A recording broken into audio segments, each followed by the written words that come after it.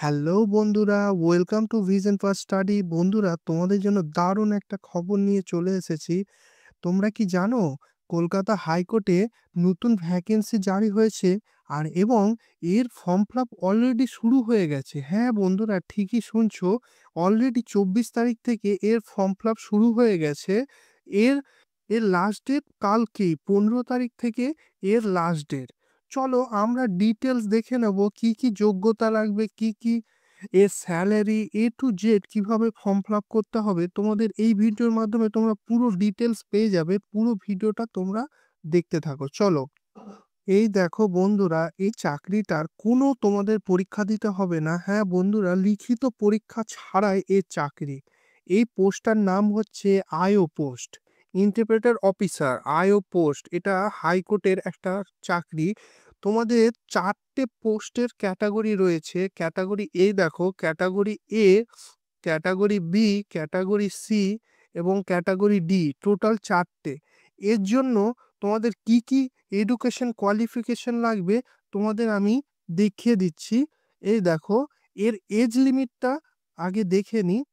Age লিমিটটা হচ্ছে 1 জানুয়ারি থেকে age calculate হবে।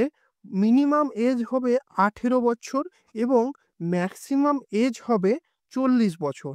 আর তাছাড়াও যেমন ওবিসি, এসটি, এসসি রিল্যাক্সেশন থাকে। এসটি এসসির জন্য 5 বছর, ওবিসির জন্য 3 বছর, এই রকম যা গভর্নমেন্টের রিল্যাক্সেশন থাকে সবগুলোই প্রযোজ্য। এরপরে আমরা চলো দেখে নিই যে এর কি কি ক্যাটাগরিতে, প্রতিটা ক্যাটাগরির কি কি তোমার কোয়ালিফিকেশন লাগবে। কি জব এটা? এটা তোমাকে, ধরে নাও একটা ট্রান্সলেট জব, মানে তুমি, এই দেখো, এটা হচ্ছে ক্যাটাগরি অন। ক্যাটাগরি এর ক্ষেত্রে কি, তোমাদের জাস্ট তোমাদের ট্রান্সলেট করতে হবে। ধরো তুমি বাংলা জানো কিংবা হিন্দি জানো, তাহলে হিন্দি বেঙ্গলি টু ইংলিশ, কিংবা এটা ভাইস ভার্সা হতে হবে, মানে ইংলিশ টু বেঙ্গলি তোমাকে ট্রান্সলেট করতে হবে। এর জন্য কি দেখো, কি বলেছে, মাস্ট বি গ্র্যাজুয়েট, মানে তোমাদের গ্র্যাজুয়েট হতে হবে। এবং এই 3টে ল্যাঙ্গুয়েজের মধ্যে যে কোনো একটা, যে কোনো রিকগনাইজ ইউনিভার্সিটি থেকে তোমাদের গ্র্যাজুয়েট হতে হবে। আর এবং আদার্স যে ল্যাঙ্গুয়েজ দুটো, সেটা তোমাদের ফ্লুয়েন্টলি বলতে পারলেই হলো। তাহলে বুঝতে পেরেছো। এরপরে ক্যাটাগরি বিতে তুমি দেখো কি বলছে।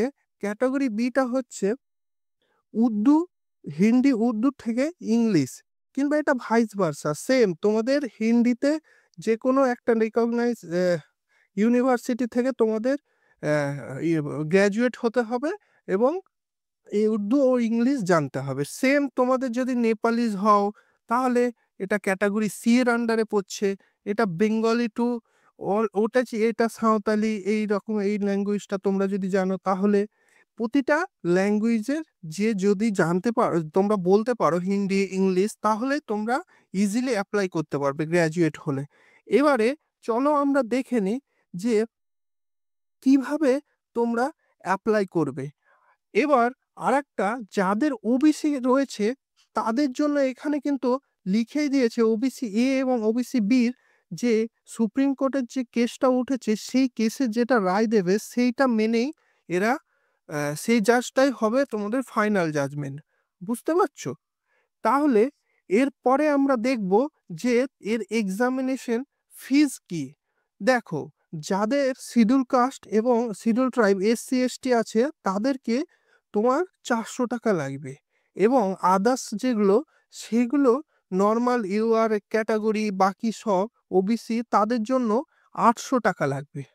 এইবারে কিভাবে তোমরা এটার জন্য তোমাদের এই পাঞ্জাব ন্যাশনাল ব্যাংকের যে কোনো ব্রাঞ্চে তোমাদের এই চালান কাটাতে হবে। সেই চালানটা তোমাদের জমা দিতে হবে। এবারে চলো আমরা প্রত্যেকটা পোস্টে দেখে নিই কি রকম। এই দেখো, ফার্স্ট প্রতিটা পোস্টের কি কি ভ্যাকেন্সি রয়েছে সেটা দিয়ে দিয়েছে। আনরিজার্ভে টোটাল, এই দেখো, একটা ভ্যাকেন্সি রয়েছে এবং ওবিসিতে একটা, শিডিউল কাস্টে একটা, এই রকম করে।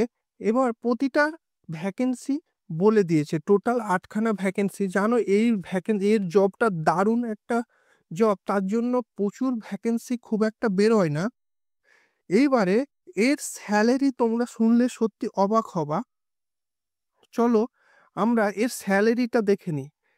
এই দেখো, এর পে মেট্রিক্সটা দেখো, টোটাল 56,000 থেকে 1,44,300 টাকা পর্যন্ত তোমাদের পে মেট্রিক্স। বুঝতে পারছো? দারুণ। বুঝতে পারছো হাইকোর্টের জবে প্রচুর স্যালারি হয়, তার সঙ্গে অ্যালোয়েন্স থাকবে 300 টাকা পার মান্থ। বুঝতে পারছো? দারুণ একটা জব। এরপরে আমরা চলো দেখবো যে কিভাবে এর ফর্ম ফিল আপ তোমরা করবে। এই দেখো, তোমাদেরকে অ্যাপ্লিকেশন ফর্মটা ফিল আপ করার জন্য এরা ডিটেলস বলে দিয়েছে যে তোমাদেরকে একটা A4 শিট বানাতে হবে। জানোই তো এদের হাইকোর্টের কি রুলস। A4 শিটে তোমাদের নিজস্ব ফুল নেম লিখতে হবে ক্যাপিটালে, ফাদার্স নেম লিখতে হবে, তার সঙ্গে date of birth, actual age 1/1/2025 থেকে, এবং address, present address, permanent address, pin সহ, তার সঙ্গে মোবাইল নাম্বার, টেলিফোন নাম্বার, এবং কি কি তোমাদের এডুকেশন কোয়ালিফিকেশন, তার সঙ্গে আদার্স যদি তোমাদের কম্পিউটার এবং আদার্স কোনো কোয়ালিফিকেশন থাকে সেইগুলো, তার সঙ্গে কম্পিউটার নলেজ যদি থাকে, এবং তুমি কোন ক্যাটাগরিতে বিলং করো, A to Z ডিটেলস। তোমরা যে আদার্স এক্সামের জন্য ফর্ম ফিল আপ করো সেই রকম, তুমি যদি এক্সাম ক্যাটাগরির আন্ডারে হও, SC ST ABC, সবগুলো তোমার সেই ফর্মের মধ্যে মেনশন করতে হবে। তার সঙ্গে এই যে ফিজটা জমা দিচ্ছ তোমরা, সেই ফিজের ডিটেলস তোমাদের ওই ফর্মে দিয়ে দিতে হবে।